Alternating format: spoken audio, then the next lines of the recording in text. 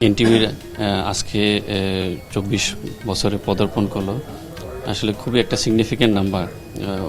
অনেক টিভি চ্যানেলই আসলে এত দূর আসে না, তো এত দূর আসতে পেরেছে এনটিভি, এটার জন্য খুব খুশি এবং দোয়া থাকবে এনটিভি আরও এরকম বছর বছর সাকসেসের সাথে এগিয়ে যাবে।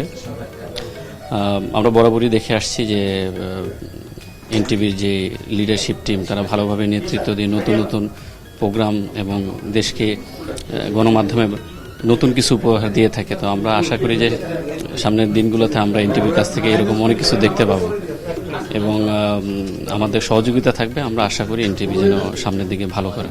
ধন্যবাদ।